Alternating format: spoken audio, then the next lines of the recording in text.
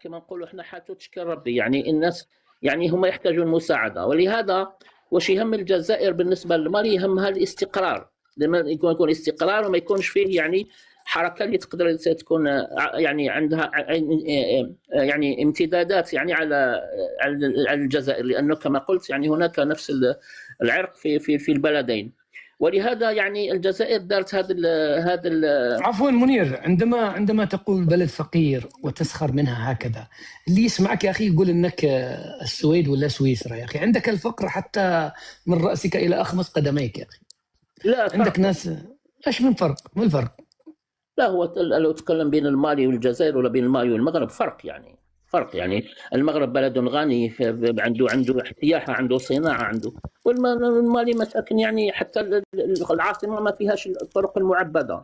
كيفاش تقول يعني ما تقدرش تقارن بين هذه وهذه. يعني هذا بلد يعني فقير وفيه. ولهذا يعني حكموه الناس هذو البسطاء، يعني المتهورين هذو، لانه هذو الناس ما عندهمش كفاءة باش يحكموا بلد، لأنهم يعني يعني جاوا في بلد فقير وثقافة قليلة، لهذا هم حكموا. فهذا يعني لهذا يعني وقع هذا الأمر عندهم واضطهدوا غيرهم وصار اللي صار. يعني أما هم يعني هذو الزمرة هذه الحاكمة. طيب لحظة، سؤالي لك لكن بصراحة، كيف تبررون لطوارق مالي أن يثورون ويتحدثون وأنت باركت هذه الثورة باعتبار أنهم مظلومون؟ ماذا لو حصلت نفس المظالم على طوارق الجزائر وثاروا على النظام الحاكم في الجزائر؟ هل ستكون بنفس الموقف؟ أنا أولا يعني قيل الأمس أنني أنا أتلذذ ولا أفرح بهذا الوضع، بالعكس يعني أنا أتألم. هذا يعني رد على سؤالي. نعم هذا مصائب، يعني مصائب ومآسي. رد على سؤالي. إيه اسمح لي، انا فقط يعني حبيت ارد على امس، لان امس كان عندي حق الرد وانت ما هبطتني، ما خليتني. طيب رد على السؤال وبعدين خذ حق الرد. طيب وش السؤال؟ اسمح لي. سؤالي، بما انكم تبررون هذا التحرك لطوارق الازواد في شمال مالي باعتبار انهم مظلومون وان اهل الجنوب ظلموهم كما قلت انت، اذا حصل وكانت نفس المظالم على طوارق الجزائر وشكلوا مجموعة وتحالفوا مع القاعدة وذهبوا إلى المرادية وقتلوا وزير الدفاع هناك وثاروا على نظامكم في الجزائر، هل ستقفون نفس الموقف الأخلاقي أم ماذا؟ طبعا إذا كان هناك ظلم ضدهم نقف، كلنا نقف ضدهم، يعني كلنا يعني الناس يعني الأصحاب يعني ستقف مع أي تحرك قبائلي ضد حكومتك في الجزائر؟ القبائل هم ليسوا مضطهدين، بالعكس هم مدللين. الطوارق يعني إذا ثار الطوارق نتيجة جوع أو فقر أو شيء أو تهميش، يعني أنت ستكون معهم وهم يثورون على نظامك الحاكم في الجزائر. نعم بطبيعة الحال، يعني لا نؤيد الظلم أيا كان. ودابا أي واحد مظلوم يروح يحمل السلاح ويروح يدق الحاكم هكذا، فوضى، هكذا الدنيا فوضى. كاين واحد انسان يعني مظلوم ظلم صارخ، هذا اكثر من ظلم الطوارق وظلم اي واحد. هذا اسمه جلول سلامه، هذا رجل عالم يعني استفتي في امر يعرف اعطى غار جبيلات ومحبوس. نعم بكل صدق، ما حبش يكذب علينا، قالنا الحقيقه. فعملوه يعني حكموه، ادوه للسجن، وهو انسان عنده امراض مزمنه وراه يعاني. هذا هو انسان انا كنت نتفكر قصته، يعني دموعي يجي في عينيا وادعو له في ظهر الغيب. هذا هم الناس المضطهدين. الله، دموعك تجي في عينيك علشان هذا جلول سلامه. اي نعم هذا انسان. ومئات الناس ماتوا في مالي، ما في ولا دمعه يا منير نزلت لهم. لا انا قلت لك انا الشيء اللي في مالي لست يعني احبذه ولست اتلذذ به، بل انا انتقد موقف تاع الناس متهورين تسببوا في هذه المأساة. وانا كذلك بهذه المناسبة اقول للمغرب، يعني وانا لا اذكر المغرب الا بالنصيحة، اذكر المغرب انه من مصلحتهم انهم يحبوا يوقفوا الموقف الذي يحبه الله ورسوله، يروحوا ينصحوا هذه الناس، هذو الزمره تاع قويطه هذو، يقولوا لهم يعني تصالحوا مع شعبكم واعطوهم شيء من الحقوق باش هكا ما تصراش هذه المشاكل وما تصراش هذه، مش يروحوا يعني يأيدوهم على طول. هذا خطأ، يعني ما لازمش الواحد يأيد الظالم، لازم قال لك إذا كان انصر أخاك ظالما أو مظلوما، إذا ظالم نعت له الطريق، هذا هو الشيء. فإذا كان هم عندهم يعني يحبوا يساعدهم يعني قويطة هذه يساعدهم السياسة تاعو، فينصحوه باش ما يروحش يظلم الناس. هذه هي منير، بما أنك تتخاطب بخطاب ديني، دعنا نقول لك من مسألة الموقف الديني، لو طالبتك أن تنحاز في مالي، إلى أين تنحاز اليوم؟ للمتمرد أم للحاكم؟ حتى لو كان الحاكم متغلبا، حاكما متغلب متأمر انقلب وأخذ الحكم، دينيا ماذا يقول الدين هنا؟ وأنت ما شاء الله شيخ حنين وتدمع عينيك من أجل جلول سلامة وهذه الأمور كلها. أيوة، يستاهل جلول سلامة، يستاهل أكثر من الدموع، يعني هذا رجل صادق، يعني ما كذبناش، صدقنا. هذه كبيرة، هذه كبيرة يعني. أنت نزلت شي دموع على صنصاء؟ لا، أعوذ بالله، أعوذ بالله، لا تتكلم على هذاك الرجل، هذاك إنسان هذاك هو يقول بعظمة لسانه أنا ملحد. طيب وأنا مثلك. طيب ومحمد الأمين بالغيث ما فيش نزلت دمعة كذا حلوة ولا شيء؟ لا، هو أتعاطف مع بالغيث، وكذلك إنسان ظلم يعني. لا هو مش التعاطف، هل نزلت دمعة في خدك ولا شيء ولا؟ الحقيقة يعني أنا تأثرت الجلول سلامة أكثر من غيره، لأنه إنسان صادق، وتكلم تحس لما كان يتكلم تتحس أنه كان خائف، على باله أنه كلامه يجلب له المشاكل، لكنه هذا قال لأنه إنسان صادق. هذا هو الشيء يعني اللي أثر فيا كثير، لأنه إنسان صادق قال الحق، وهذا الحق جاب له المشاكل، وهو مريض يعني ما يقدرش، ما عندوش يعني القدرة حتى يتحمل. هذا هو الشيء اللي أثر علي في هذا الرجل. صح. اما اسمح لي، اذا كان اسمح لي يعني ارد بعجاله بكل دقيقه، لديك دقيقه واحده، تفضل. لا اتعدى دقيقه. اولا هي الاخت يعني هذه انا احترمها يعني، ولا اقول فيها الا يعني الخير. هي قالت انا اولا قالت لي انا صاحب اللحيه، وهذا شيء يشرفني، وانت قلت نفس الكلام يعني. انا يشرفني ان صاحب اللحيه، وهذه سنه يعني، وكل الناس هي على كل حال لم تقصد الاهانه يعني، باش يعني نذكر برك باللي هذه شرف لي. هذه بالنسبه لخطابها. اما هي قالت انا قلت انا يستاهلوا، وانا لم اقل يستاهلوا يا اخي، بالعكس. هذا قلت لك هذا بلد فقير. وش يعني لماذا أنا يعني أشمت في هذا الناس؟ ما عندهمش حتى، ما كانش حتى المقومات تاع الشماتة، إنما بلد فقير، حتى العاصمة تاعهم ما فيهاش الطرق المعبدة. لماذا أشمت فيهم؟ بالعكس أنا لأنهم يعني كان شعب مظلوم، والشعب هذا المظلوم ما كانش الناس يدافعوا عليه ويرافعوا عليه. فأنا من باب يعني المسؤولية الدينية، قلت كلامي، قلت رأيي بكل وليس لا أتلذذ أنا بهذه المصائب، بالعكس أنا أتمنى. أشكرك. ما زلت يعني إذا سمحت لي يعني برك يعني واحدة نقطة أخرى. هي انتهت الدقيقة. نعم، تكلمت على الاضطهاد يعني في الجزائر. يعني هو حتى احنا ما قلناش ما كانش الاضطهاد، مثل ما كنت نقول جلول سلامة وكان 100 جلول سلامة، لكن احنا لما يكون عندك اضطهاد يعني مش يعني هذا تسكت على الشيء اللي خارج البلد وما تتكلمش فيه. ما هذا يعني ليس هناك تناقض انه يكون اضطهاد في الجزائر ويكون واحد يدافع عن الناس المظلومين والمضطهدين خارج الجزائر بكل بساطه. طيب سؤال اخير لك، علي بالحاج نزلت عليه دمعه ولا دمعتين؟ والله هو علي انا اتعاطف معه. انا قلت لك انا الدمعه نزلت على هذا الرجل لانه يعني هو حتى علي بالحاج انسان صادق يعني، وكلهم الناس انا اتعاطف معهم يعني، بس انا اتعاطف مع هذاك اكثر لانه انسان يعني استفتي في شيء يعني وقال الحق، لأنه قال الحق عند سلطان جاهل. شكرا لك. كلمة حق عند سلطان جاهل. بارك عند الله سلطان جاهل. شكرا لك وحياك الله أخي منير. إخواني الذين يتحدثون في التعليقات عن الانفجار اعملوا لهم كتب. الانفجار أي انفجار؟ قال لك انفجار في مراكش، انفجار في باتنا، أي تعليق عن الانفجار دقوه كتم ينكتم إلى نهاية اللايف. والتكبيس ضعيف بزاف، لا يرقى إلى مستوى الهجمة. استمروا في التكبيس أكثر وأكثر. الله يزوجكم ويحفظكم ويبارك فيكم. يزيد تفضل يا يزيد بن معاوية. السلام عليكم ورحمة الله لكل المتكلمين والسامعين والكاتبين وكل شيء. مرحبا أخي أسعد، أول شيء حاب نوجه لك ملاحظة إليق تتقبلها. تفضل يا أخي. شوف يا اخي، لما يتهجم عليك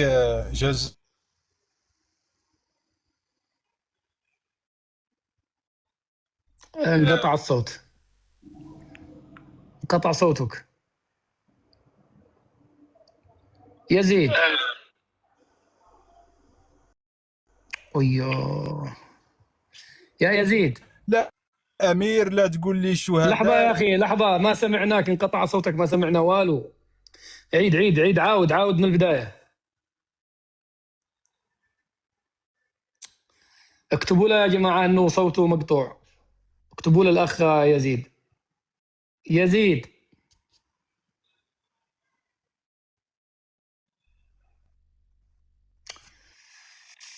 خلاص، سدوا ميكروفون يزيد وناخذ واحد آخر إلى أن نشوف يزيد ما الذي لديه. المالكي يتفضل. السلام عليكم، حياكم الله أخ أسعد، وش راكم؟ بخير الله يحفظك. الحمد لله الحمد لله. قبل البداية أول مرة أطلع معك يا شيخ أسعد.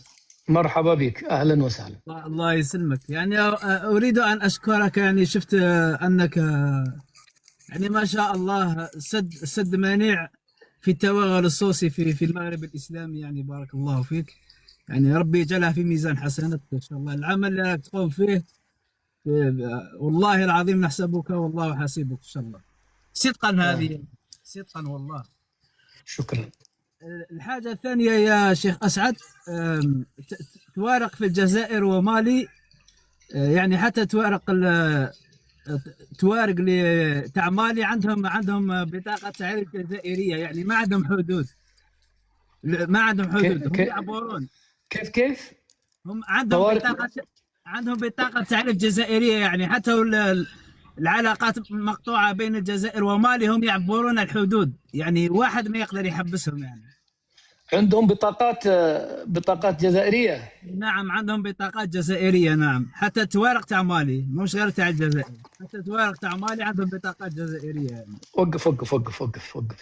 هذه من كيسك، هذه من كيسك ولا هي معلومة حقيقية؟ لا حقيقية والله، ما أكذب يا شيخ أسد. طوارق مالي لديهم هويات جزائرية. نعم ويعبرون الحدود عادي جدا، يعني نورمال. أنت متأكد؟ نعم متأكد يا شيخ، متأكد. نعم ليست حقيقية، أنا متورق ماهيش حقيقية. أوكي لا تغلط الناس. معقول يا صاحبي هذا الكلام معقول؟ لا غير معقول. دقيقة دوك نفهمك الشيخ أسعد. المشكل أنه شمال مالي والنيجر سكان الأصليين تاعهم هما نفسهم عائلة واحدة مع جنوب الجزائر، طامراس وبرج المختار وجماعة هاد شغل قبيلة واحدة، كيما قال الحدود مع وجدة ومغنية، بحال كيف. يعني قبائل واحدة وأعراق واحدة وأسرة واحدة، بنو عمومة وكلش، خاطر هما أصل السكان. وباش نفهم صافي أيوة، لكن يعني مثل خصنا كثير نفرقوا خويا أسعد، أخ أسعد، خصنا نفرقوا بين التوارق وجبهة الأزوات، ليس نفسهم. التوارق هما السكان الأصليين تاع الأهكار تاع طامراس، والأزوات. لكن أنا أريد أن أفهم هذه الجزئية الذي قالها أن طوارق مالي يتنقلون بهوية جزائرية. لا يا أخي أسعد، ما يكذب عليك حتى واحد. حنا في طامراس. أخي الصقر، هل يعبرون؟ أنا راني ولد طامراس أخي، راني ولد الحدود. اسمح لي باش ما نكذبوش على الناس، نفتح لك لاكونت تشوف على المباشر، راني في المدينة تاع طامراس، باش ما يكذب عليك حتى واحد. اوكي نكمل، خليني نكمل المداخله تاعي ومن بعد. نعم خليه يكمل. اوكي كمل. الحاجه الثانيه، من يصفهم الازوات بالكبابيين هم انتم العلمانيين يا شيخ اسعد. هم مالكيه موحدين. دابا انا علماني؟ لا قصدي العلمانيين، يعني من يصنفهم كبابيين هم علمانيين، لانهم مالكيين يحكمون بشرع الله، حتى في الرخاء يحكمون بشرع الله، هم موحدين. فهمت يا شيخ أسعد؟ عمن تتحدث؟ عن نصرة الإسلام والمسلمين ولا عن الأزواد؟ عن نصرة الإسلام والأزواد، نعم، يحكمون شرع الله. من يتهمهم يعني يحطها في جيبه، يديرها في جيبه، يعني الاتهام هذاك يعني هما يدوسون عليه، يعني هو شرف لهم يعني.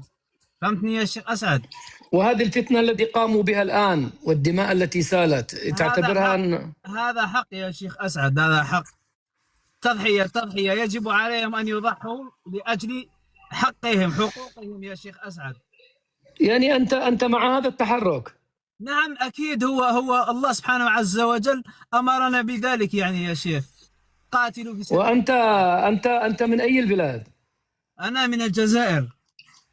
أنت جزائري الطوارقي؟ لا أنا قبائلي مانيش ورقي، أنا من الشمال. زين يا أخي، ثوروا أنتم أهل القبائل. أنتم سمعنا أنكم تحرقون كل سنة، لماذا لا تثورون؟ لا نحن علمانيين يعني جينيرالمون، نحن علمانيين. أنتم كفار مش علمانيين، أنتم كفار كلكم. لا يا اسعد، ما انا كفار.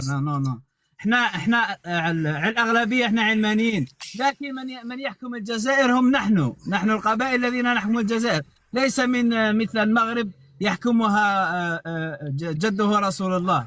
فهمتني الفرق يا؟ على من نثور؟ يعني نثور على بعضنا، ناكل بعضنا يا اسعد. ولماذا تبرر أن الماليون يأكلون بعضهم؟ نعم، لأن في فرق بين الجزائري والجزائري، لا يفرقك أنت من عرق قبائلي أو شاوي أو ترقي أو عربي. احنا ما عندنا التفرقة. لكننا نسمع كثير من القبائل يقولون أن عليهم صفر قبائلي. أنت سمعت عن صفر قبائلي؟ زيرو كابيل. وي نعرف زيرو. أيوة كابيل. سمعت بها. أيوة، ولماذا لا تثوروا وفي صفر قبائلي؟ أنا ناشد. أنا أحارب العربيين الذين يحاربون شرع الله، من بن زايد إلى بن سلمان إلى السيسي، طواغيت العرب. أنا أحارب العربيين يعني أتباع عبد الناصر. يا أخي حارب الكفر. أنت عندك في القبائل نصهم كفار لا يؤمنون بالله ولا بدين ولا بملة يا لا هذا غير صحيح. نحن موحدون الحمد لله، لكن الظاهر للناس للعامة هم يقولون نحن علمانيين وما شابه. يعني انا اكره العربيين يعني اسعد، اللي جونا من شبه الجزيره العربيه، الطواغيت الذين من بعثه النبي محمد ابن عبد الله، وهم يحاربوا في الاسلام الى يومنا هذا. عفوا الطواغيت من متى؟ من بعثه النبي محمد ابن عبد الله صلى الله عليه وسلم، وهم يحاربون الاسلام الى يومنا هذا. تختمها بن زايد، بن سلمان، السيسي، كلهم طواغيت يبغضون الإسلام والمسلمين. ماذا عن عبد المجيد تبون؟ طاغوت مثلهم يا شيخ، طاغوت. تفضل. الملك محمد السادس طاغوت، يعني كامل طاغوت. طيب اسمع، خليك في بلادك، لا تدخل في بلاد الآخرين. لا طيب بما أنك ضد الفكر العروبي، ماذا عن عرب الجزائر؟ كيف تتعامل معهم؟